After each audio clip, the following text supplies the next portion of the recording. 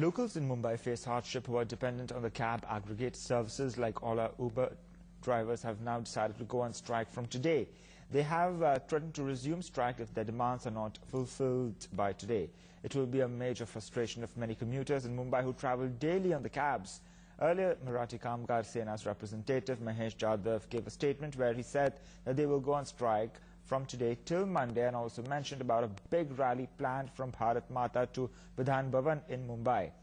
Drivers had been on a 12-day strike prior to November 3rd after a fortnight-long strike which led to an intervention of the state transport minister. The union is demanding fuel hike which is based on the fare for drivers in near future. Now let's take a look at what are some of the demands by Ola and Uber drivers. Apart from the demand of a base fare of ₹100, cabbies want the platforms to raise per kilometre rates to ₹18 to 32. They want higher fares for bigger cars that are difficult to maintain, refunds for cancellations by customers travelling to far-off destination. They want more security for cabbies in terms of linking customers' profiles to a government-approved database. The cab aggregators have been asked to be more accountable in terms of delisting drivers from their platforms. Carnatic singer T.M. Krishna is back to performing in the capital. This comes days after right-wing groups trolled him and pressurized the sponsors into postponing the concert. The singer has shared details of his concert on his Twitter account. After sponsors, Airports Authority of India and Spic McKay decided to postpone the event, the Delhi government led by Aam Aadmi Party reached out to him. The Magsaysay awardee came to the attention of right-wing groups in August when an audio clip of his Carnatic songs on Allah and Jesus Christ was circulated on WhatsApp. A fringe group in Tamil Nadu had threatened him for singing the songs.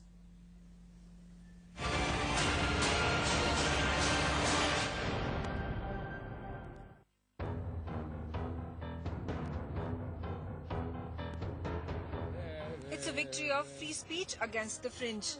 Carnatic singer T.M. Krishna is back to performing in the national capital on Saturday, despite right-wing groups' desperate efforts to annul the show. Why is this trolling put pressure? What kind of pressure was put? We don't know, but that's what it seems. But I want to say the positive thing is that I am singing in Delhi tomorrow. Delhi government has allotted a stage for Mr. T.M. Krishna to perform on Saturday, and Mr. Krishna has accepted it. But definitely it's not the end of the controversy, because several right-wing pressurizing groups are now trying to talk to the organizers of Mr. Krishna's event in Mysuru on the 22nd and 23rd, saying that he shouldn't be allowed to perform. There are several messages that are going across on social media. But this isn't the first time fringe elements have tried to jeopardize free thought. We are a nation of diverse religions, castes, language and creeds. It is paramount that we do not allow fanatics to take over in a bid to maintain unity in diversity. These ulterior voices need to be quashed before they do a sizable damage to the very tenets on which our democracy stands. Bureau Report, NewsX. Well, a 3-month-old baby with a hole in her heart has been given a surgery date by AIIMS for 2024. This after the hospital admitted that the baby was in need for an urgent surgery. The 3-month-old baby has a hole in her heart, and the condition was realized when the baby was admitted to Safdarjung Hospital after she suffered from breathing problems. Safdarjung Hospital referred the parents to AIIMS. The hospital asked the family to deposit a sum of ₹57,000 but gave them a date for surgery in February 2024, citing a long waiting period.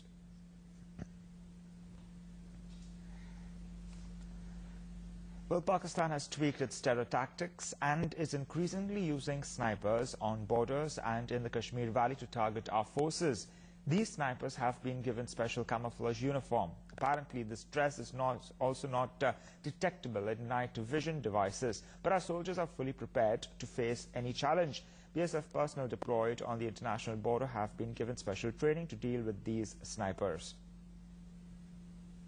After the recent bat action on the BSF in Samba district international border, now BSF is prepared to deal such kind of actions on the border, and that's why the BSF have trained some Jawans over here on the international borders, so those who are prepared and well trained to deal with such bad action on the border. You can see they are now getting ready because they have to go to the border and to deal with such kind of action. You can see they are first securing themselves. They are wearing the bulletproof jackets, helmets, and they are having the assault weapons, because if any kind of incident like bad action will take place, they have to deal with them also. They are holding these assault rifles so that if they will feel that there is any suspicious movement and there is anybody on the border across the fence, they have to neutralize them as soon as possible.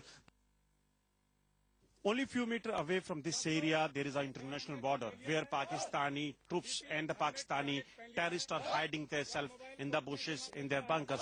And these BSF Japan, they are prepared and they are well trained to deal with any kind of sniping and as well as for the bad action from across the international border. Because after the recent attack on the BSF in Samba sector, in which one Jawan was abducted by Pakistani ranger and the terrorist and then mutilated by them, after that BSF have trained their Jawans to deal with any kind of eventuality, especially the bad action on the border. You can see these BSF Jawan, they are ready.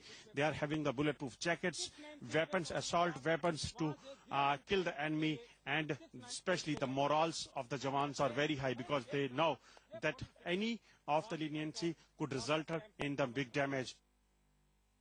Enemy Pakistan is always try to target the defense personnel over here on the borders. We are here on the international border with the BSF Jawan, those who are patrolling here on ground zero, and strategy is very clear that they have to guard this area. They have to foil any attempt of Pakistan. But nowadays, the most important threat is the sniping and the bad action on the border after the recent attack in the Samba sector on a BSF troopers. Now this threat has emerged that Pakistan tried to snipe on the BSF Jawan. You can see this is the forward location where there is a Pakistani outpost, border out tower, from where the OP tower, from where they always try to monitor this location. But the thing is that Pakistan have, purchased special camouflage dresses for the terrorists as well as for their snipers so that they can hide themselves in the bushes. You can see right ahead of the fence area there are thin bushes, and in these bushes, in these sarkandas, Pakistan hide the snipers, and with the help of these bushes, Pakistan snipers target with these Jawan. You cannot even see that camouflage snipers, those who are wearing camouflage, those who are hiding in that area in the open eye. But even this camouflage dress is very special, which could not be identified or monitored with the night vision device and HSTI also. So that is the big challenge for the BSF. But now they have trained their Jawans like anything special. They have given special training so that in any case if sniping takes place, in any case any bad action takes place, they have to how they have to file that attempt. This is what they are telling them in a training, and now they are prepared to deal with them also. With Anuj Kumar, Harijan Real News X, International Border, Jammu. We reached here at the ground zero on the international border where security personnel, BSF and the army personnel, they are facing the biggest threat, the threat of sniping. You can see behind me the BSF personnel who is guarding this international border. He must be feeling more secure now because BSF especially installed some bulletproof